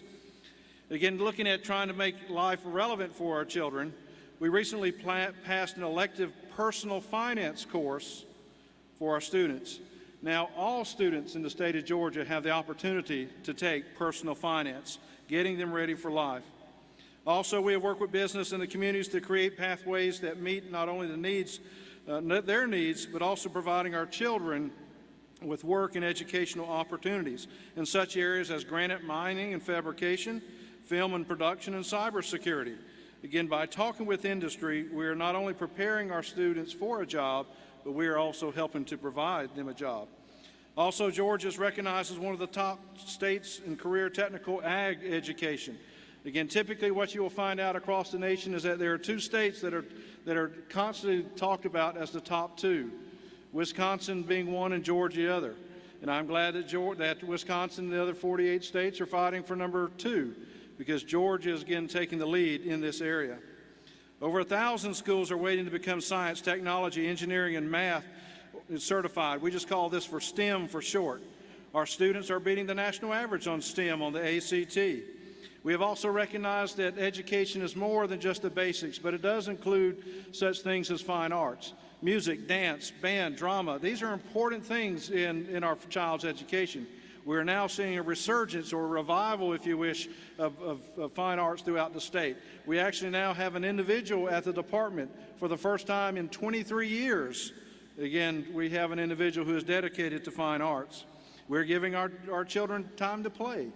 Again, an interesting concept, allow our kids time to be kids, and that's very important. During this, we're also closing on the national graduation rate, and it is my goal by 2020 that we will either meet or exceed that marker. Also, what we looked at during my first year, we distributed a pocket constitution to all 4th graders in the state of Georgia. And again, with this, it concluded not only the Constitution, the Pledge of Allegiance, the flag, Star-Spangled Banner, and again, in its entirety. And we hope to make this an annual event, during Constitution Week. By the end of the summer, we will be giving out over 200,000 books to students, many who do not even have books in their class. Next year, we hope to give out over 500,000 books throughout the state of Georgia. And also, as we looked at this, we have added, 2 years of additional American history to elementary school. So now instead of 1 year of learning about our great nation, they now have 2. Again, Christmas has become a holiday that we talk about in class as well. And AD and BC are again also mentioned. Many things have been accomplished in a brief time. A lot of wonderful things are happening. But again, I do realize that it has been a struggle to make many of these things happen. Yet our children are worth this effort, and our mission is not complete. And thus, that's why I wish to share with you, I will be seeking a second term for this office. because we have to keep the mission forward. We have to keep things moving. And I do believe that, in all honesty, this is an office that must remain an elected office. I'm asking for your help. I'm asking for your support once again. We will get there together for the betterment of our children. Thank you very much. And again, God bless Georgia. God bless our educators and our children. And we will get there together. Thank you very much.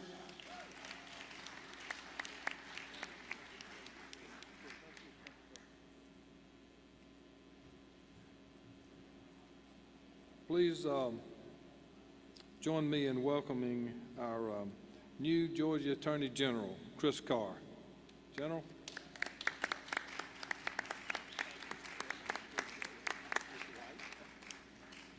Well, thank y'all. Good afternoon.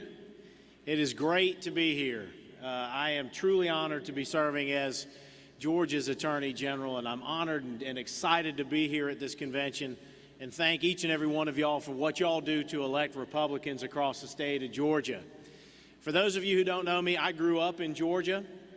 I went to the University of Georgia undergrad and law school, and my wife and I have decided to settle our family here. And after I practiced law with Alston & Byrd, I served as the Vice President and General Counsel for the Georgia Public Policy Foundation, which is a conservative state-based think tank working on free market principles and charter schools and those types of issues, and it was a great experience. I then worked for Senator Isaacson for over 10 years, the last 6 as his Chief of Staff. In the last 3 years, I have served as Georgia's Commissioner of the Georgia Department of Economic Development, where our state has been named the #1 state in the nation 3 years running. We worked with companies who created nearly 85,000 jobs for Georgia families and invested over $14 billion in our state. And now again, I'm honored to be able to serve as Georgia's Attorney General, where I believe it is my duty to defend the Constitution of the United States, the Constitution and laws of the state of Georgia, and represent the interests of the people of this state. And the principles that I follow are these: the principles of federalism, the rule of law, the free enterprise system, and common sense. And each and every day that I've woken up in the last 7 months as Attorney General, I am fighting for the people of Georgia. We have fought federal overreach. We fought the EPA and the waters of the U.S. rule and the Clean Power Plan rule. We fought the Social Security Administration when they wanted to take away guns from law-abiding citizens just because they receive Social Security benefits. And right now we're fighting the constitutionality of the Consumer Financial Protection Bureau and its structure. This powerful agency is the only agency in the federal government that has a sole director that can't be fired by the president for cause and reports to nobody. That's wrong, and that's too much power. But we're also defending the administration. President Trump is attempting to finally modernize the regulatory system in Washington. That's right, a round of applause. He has said for every regulation that the federal government's going to put forth, he wants to remove 2. That is a step in the right direction, and we're there to defend him. We're also fighting to protect lawmaker-led prayer, because all around the state of Georgia, city council meetings, county commission meetings, our own General Assembly starts the day or starts the meeting with a prayer. And what we're saying is, you don't have to pray, but don't tell those of us that want to pray that we can't. We're also fighting to defend the right to keep and bear arms. I mentioned the Social Security Administration. That's right. I mentioned the Social Security Administration. I've joined fellow Republican attorneys general from around the state to intervene in a lawsuit that's come out of California. And follow me on this one. They are saying that the Second Amendment does not apply outside of the home. You heard me right. They say The Second Amendment doesn't apply outside of the home. Now, I've got some friends in North Georgia that are law-abiding citizens that just want to defend their property. And I've got a couple of buddies that are going to be in a deer stand this fall in Middle Georgia, and a few folks that like to go through that field full of quail this fall as well, and they're pretty sure the Second Amendment applies in each and every one of those places. And we're going to fight to defend just that. And each and every day we're fighting to protect and preserve openness and transparency in government, to end the scourge of human trafficking in our state, to combat an epidemic in opioid and prescription drug abuse that is devastating families and communities around Georgia, to push back on those that will abuse older Georgians and at-risk Georgians. And we're fighting every day to protect Georgia consumers.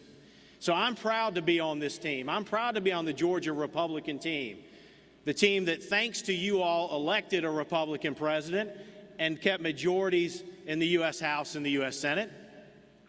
Because of you, we have a Republican governor, we have majorities in our House and Senate, and we have each and every one of the constitutional offices. This is what happens when you have thoughtful, conservative leadership, and I'm proud to join you. But we have an urgent issue right now in Georgia's 6th District. We need to elect Karen Handel. And there are 1,000 reasons why this is important, but let me be clear, this is a proxy election. This is the National Democratic Party versus the Georgia Republican Party. That's what this is. This is a fight between them and us. And you know, one of my favorite Atlanta Hawks of all time was Dikembe Mutombo. Y'all may know Dikembe. When somebody drove the lane and he blocked it, what'd he say? Not in my house. Let's tell the National Democratic Party that the 6th District is red. They can't do this in our house. And wouldn't it be great, the seat that great statesmen like Secretary Tom Price, Newt Gingrich, Senator Johnny Isakson, if we sent the first Congresswoman, Republican Congresswoman from Georgia to fill that same seat? So let's all commit ourselves for the next 3.5 weeks to elect Karen Handel and send her to Washington. So again, I want to thank each and every one of y'all for what you are doing to elect Republicans. I am proud that I'll be on the ballot. I am running for a full 4-year term for Attorney General. I look forward to working with each and every one of you. I look forward to getting to know you. I hope to earn your vote over this next 1.5 years. Please come see us at our table. Please go to www.car2018.com. We would love your support. But I look forward to working with you to grow our party and to elect Republicans on June 20th and next November. Thank you all very much.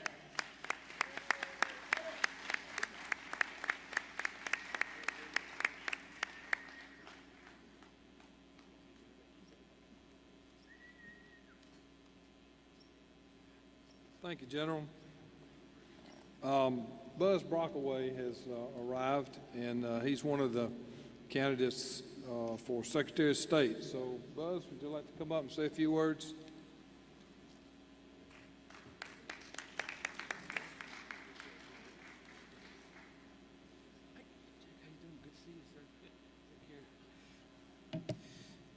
Well, good afternoon, everyone.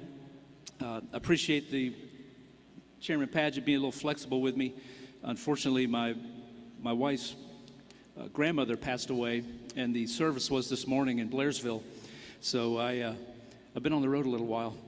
But I thank you all for being here today. Thank all of you for participating in this important convention this weekend for the Republican Party. You know, 20 years ago, I first got involved in the Republican Party.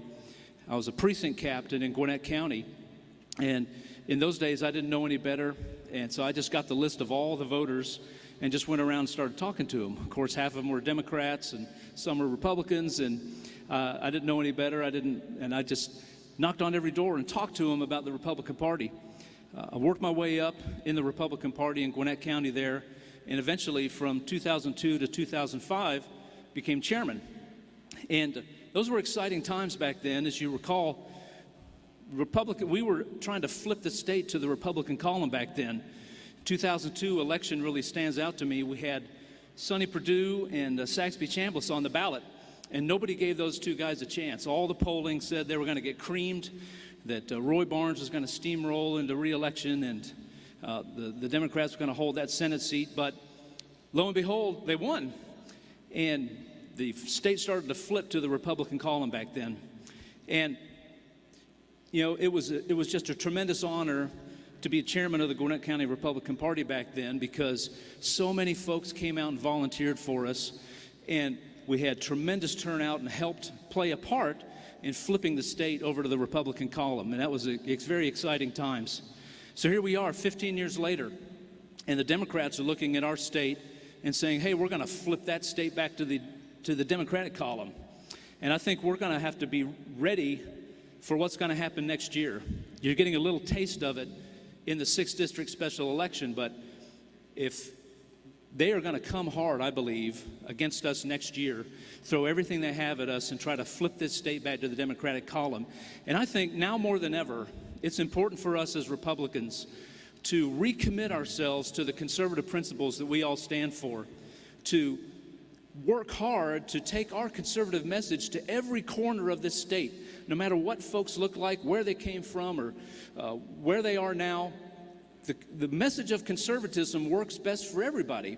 And I think it's important for us as Republicans to commit ourselves to that message and take that to every corner of our state. Now, you're going to be electing new leadership. You're going to be electing new chairmen and new officers for this party, and that's very, very important. And the decisions you make this weekend are going to have a big impact on what happens. And I just want to take a moment. I want to thank Chairman Padgett and so many of the folks that labor every day at our state Republican Party for working so hard. They're still working hard this weekend to put on this convention, and I want to thank them for their service and what they've done for our party over these last 4 years. So, thank you.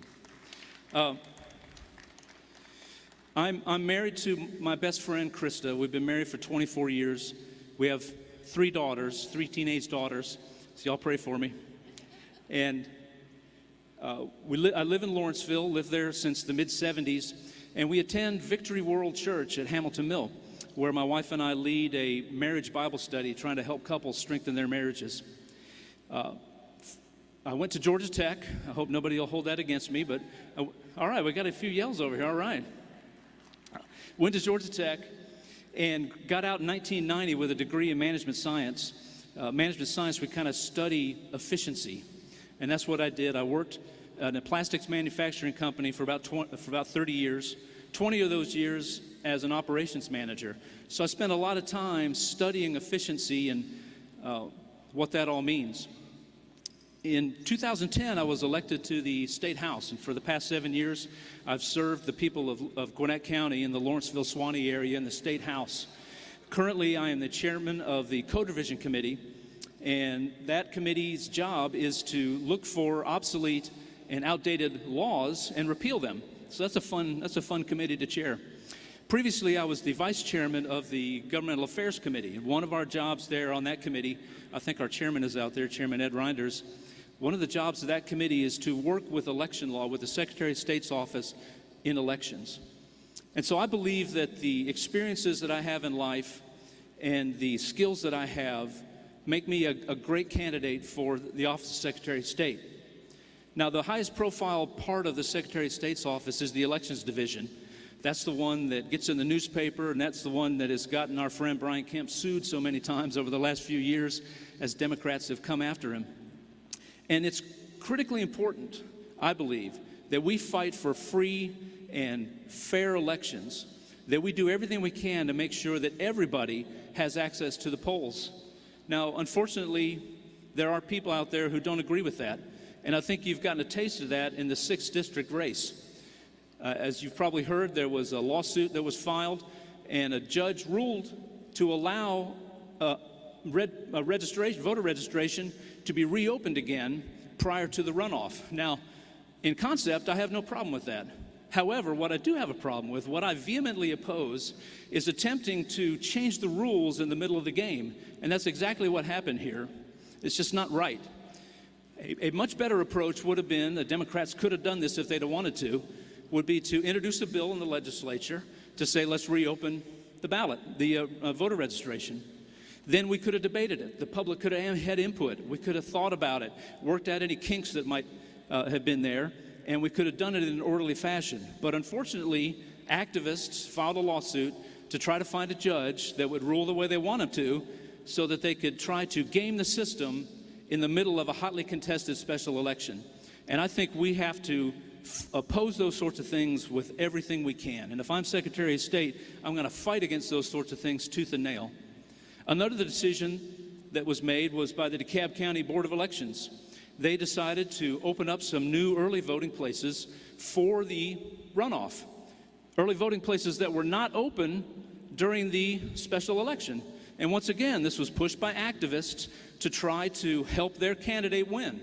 It's not about access, it's not about fairness, it's about winning.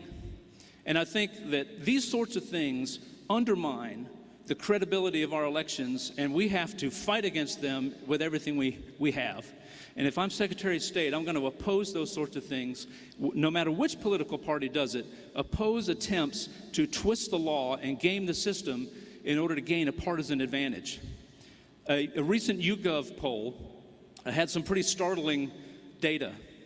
Said that 52% of Republicans and 38% of Democrats are convinced that there were millions of illegal votes cast in the 2016 election.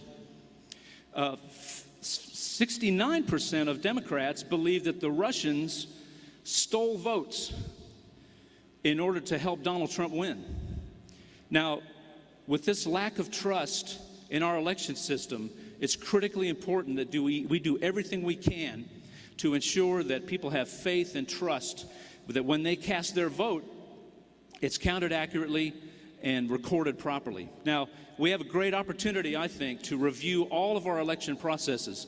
The voting machines that we currently use are getting old. They were purchased during Kathy Cox's term as Secretary of State in the early 2000s. Some of them, by the time the 2020 presidential election comes around, will be 20 years old. Many of them right now are about 13 years old. So it's getting harder and harder for local elections officials to get them ready for the election. Now, the next Secretary of State, I believe, is going to have to lead the charge to purchase new voting equipment. I want to see Georgia purchase new voting equipment that includes a paper backup so that we can have confidence that the machines are working properly and that voters will have confidence that their vote is cast and counted accurately. Now, this is not going to be cheap. This might cost us $100 million or more. But I think it's critically important that we ensure to the people of Georgia that these machines in our system is accurate and correct.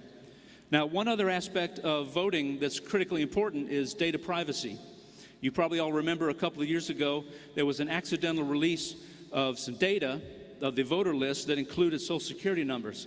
Now, thankfully, that data was all retrieved and nobody's identity was stolen.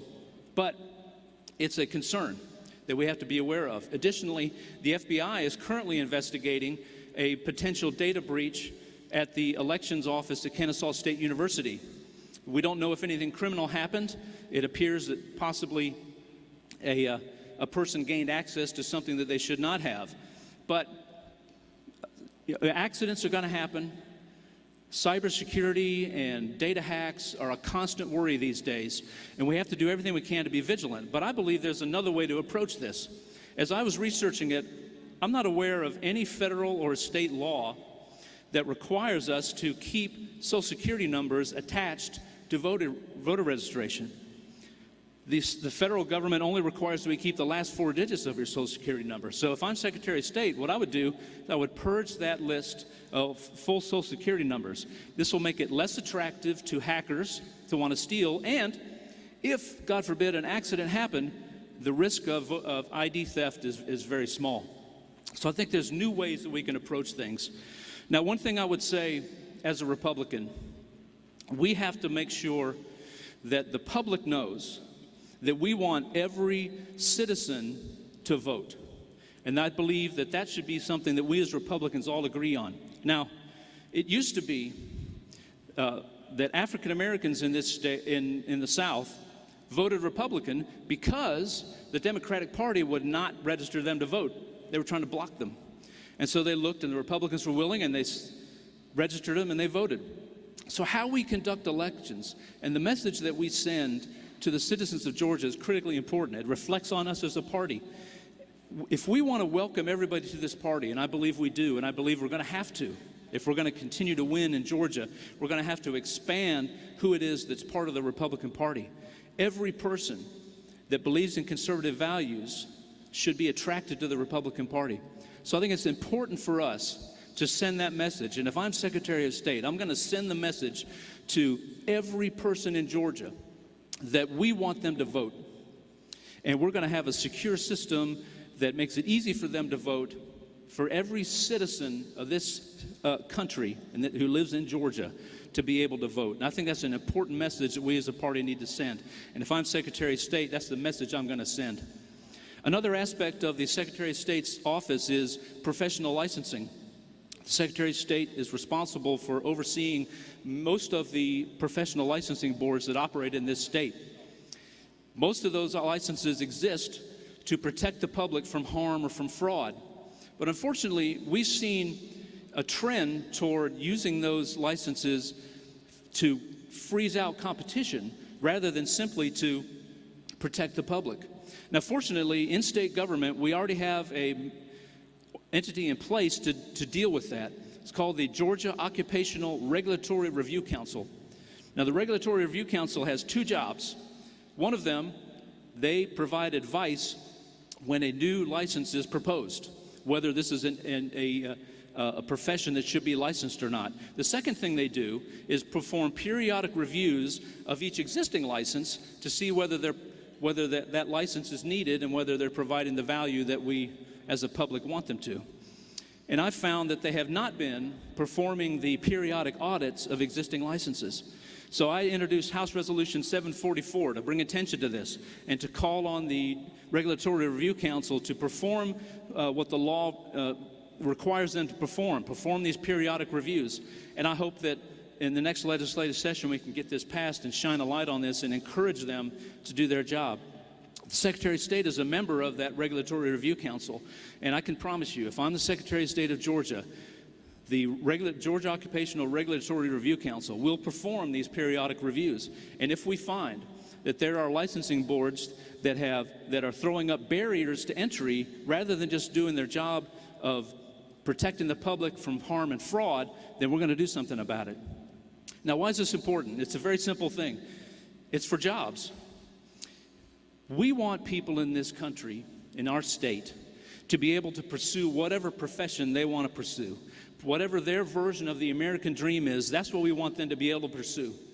And if we throw up barriers unnecessarily that hurt them and cause them to not be able to follow their dream, then we're harming people, we're harming families. We make it hard for people to provide for their family. And we can't say that we're the best state in America to do business with if it's hard for people to get into the profession that they want to get into, if it's hard for people to obtain a license for whatever profession they want to obtain. Now, I'll say one last thing before I go. My favorite movie, one of my favorite movies, is the movie Braveheart. You probably all remember that movie from a few years back, where Mel Gibson stars as William Wallace, the freedom fighter in Scotland.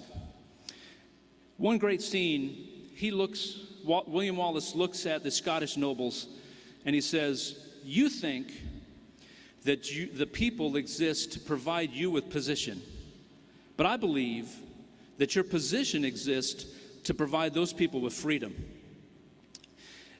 And unfortunately, with such cynicism in politics, people look at government with such cynicism now, and I believe one large reason for that is the general public has looked at many, many politicians and concluded that they think that the public is supposed to provide them with a position. And that's not in our Constitution. That's not what our founding fathers intended. If we want our government to function the way the founding fathers intended at every level of government, then we need to elect people who believe that the position that they hold exists to provide people with freedom. And I believe that the Office of Secretary of State exists to provide people access to their political system through fair and free and accurate elections. And I believe that the Secretary of State's office exists to provide people access to pursuing their version of the American dream through obtaining a professional license and starting a business and being entrepreneurial, all the things that we want people to do. And I can promise you, if I'm Secretary of State, I'll wake up every morning and I'll remember that my job as Secretary of State is to fight for the freedom of the people of Georgia, of all the people of Georgia.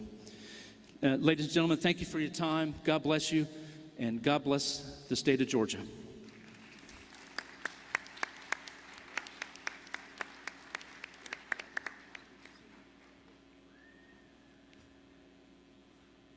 Immediately following the victory dinner tonight, several pro-life and religious liberty groups are sponsoring a brief gathering in Estes B, and you're invited to come join them in prayer for our party, our state, and our country. And now, if you would please stand. If you please stand so that we can have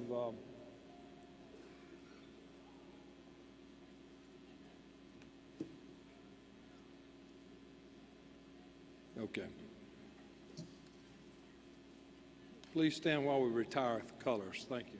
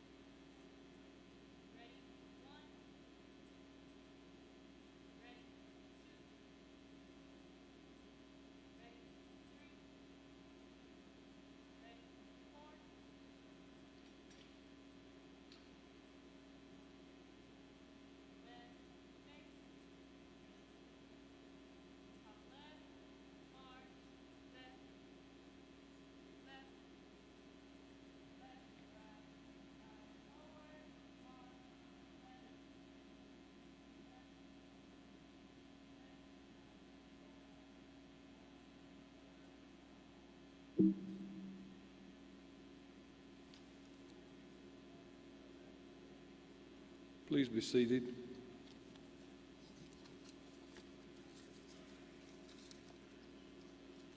Let me remind you the registration will be open until 6:30 upstairs in Lamar.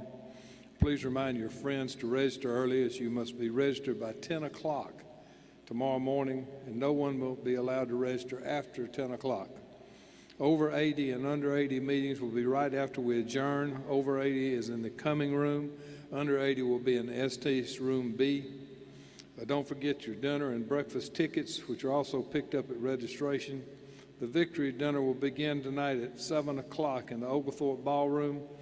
Be sure to visit the hospitality rooms today, and there are other campaign events, so look for those too. Tomorrow's breakfast will begin at 7:30 in the Oglethorpe Ballroom. And ladies and gentlemen, this convention stands in recess until 10 o'clock tomorrow morning.